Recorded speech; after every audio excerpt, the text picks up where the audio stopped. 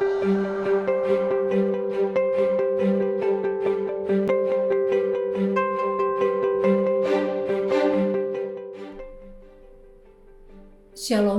perkenalkan saya Eva Bertita Lutondok PhD. Senang berjumpa dengan Anda semua untuk bersama membahas tentang delirium, demensia, dan depresi pada lansia. Ketiga kondisi tersebut sering disingkat dengan 3Ds. Bahkan, Wang et al. 2019 mengatakan bahwa 3Ds ini adalah geriatrik psikiatrik yang lazim terjadi pada lansia.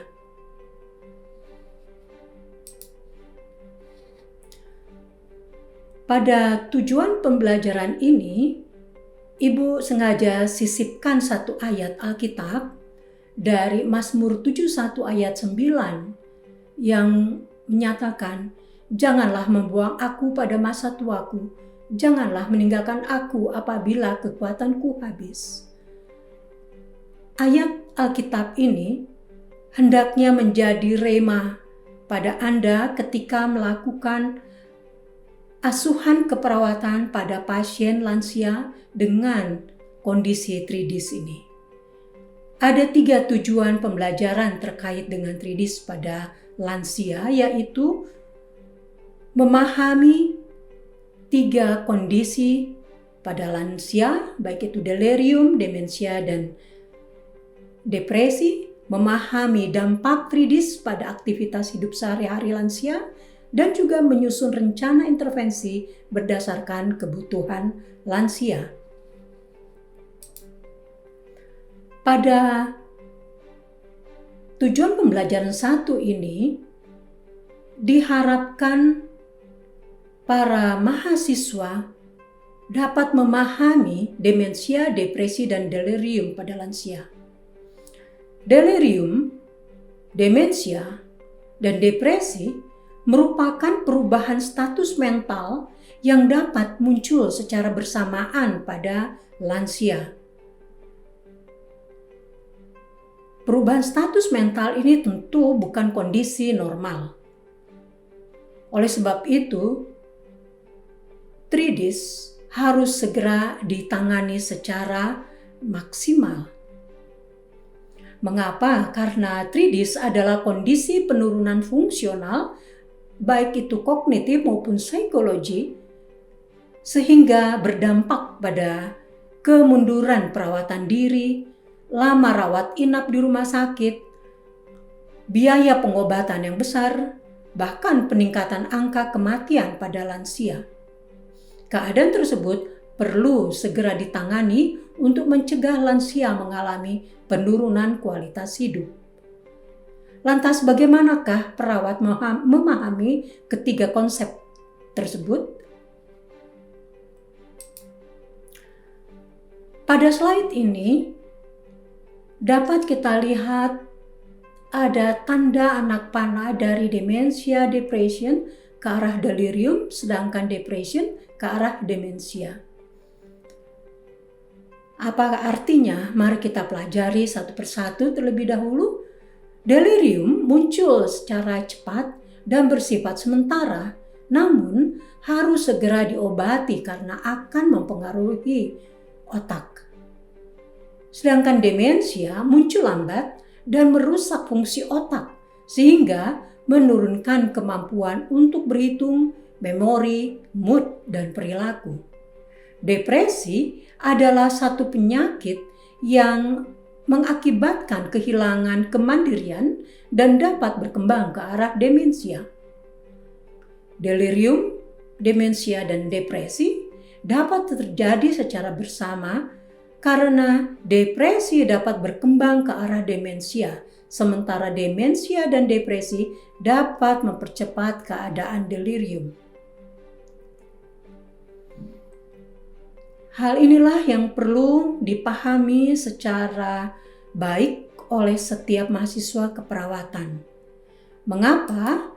Karena hal ini akan mempengaruhi atau kondisi ini pun dapat memperburuk keadaan umum lansia. Sekarang kita masuk pada tujuan pembelajaran kedua, yaitu untuk memahami dampak 3Ds pada aktivitas hidup sehari-hari. Jika Anda melihat pada slide ini, Anda melihat ada beberapa aktivitas kehidupan sehari-hari yang seharusnya seorang lansia umur 60 tahun ke atas yang sehat masih dapat dia melakukan aktivitas tersebut secara mandiri. Namun jika dia sudah mengalami kondisi 3Ds ini, dia akan mengalami satu kekambuhan, masa rawat panjang, dan juga penurunan fungsi secara fungsional untuk kebutuhan sehari-hari. Hal ini berdampak pada penurunan quality of life, bahkan ke arah kematian.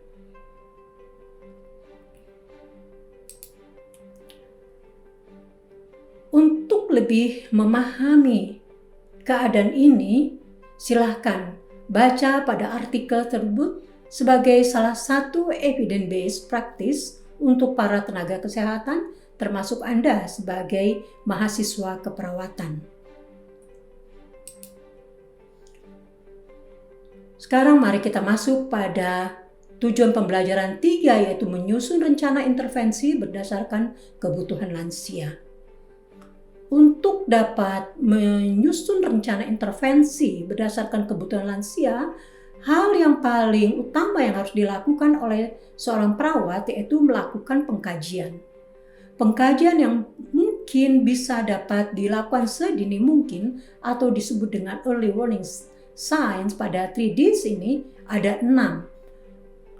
Jika lansia mengalami kesulitan mengingat kejadian terkini, meningkatkan kebingungan, konsentrasi berkurang, perubahan kepribadian atau perilaku, bahkan apatis dan penarikan diri atau depresi, serta hilangnya kemampuan untuk melakukan tugas sehari-hari, itu adalah kondisi atau tanda-tanda bahwa pasien mengalami 3Ds.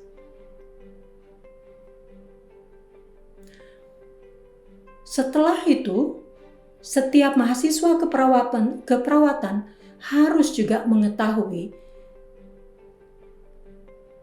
instrumen atau tools atau alat ukur yang mana yang tepat digunakan supaya data yang kita kumpulkan itu pun boleh tepat.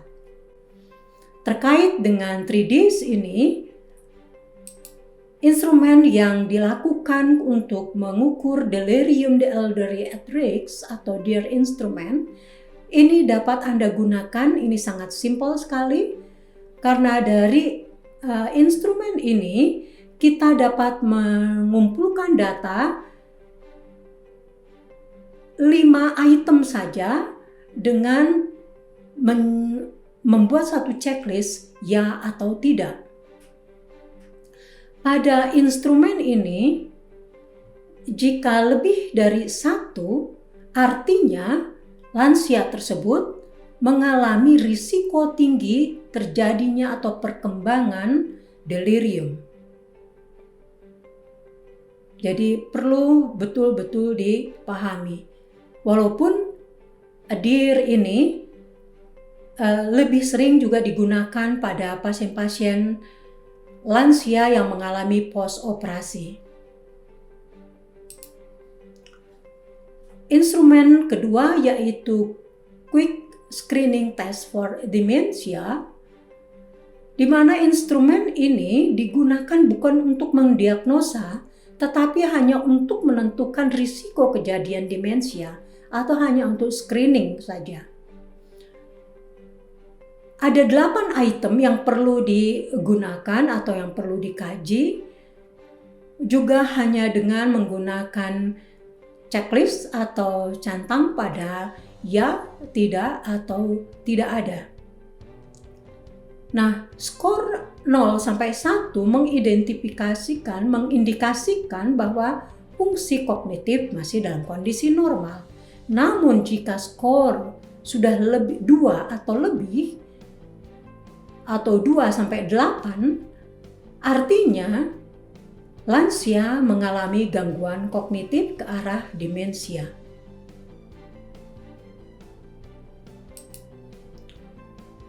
Kemudian ini adalah Geriatric Depression Scale.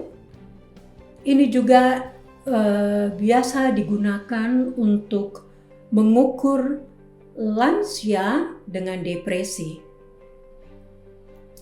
Ada 15 pertanyaan dengan jawaban ya dan tidak. Jika skor menjumpai 5 atau lebih, maka lansia tersebut dinyatakan dengan depresi. Jadi, Anda sebagai mahasiswa keperawatan yang sedang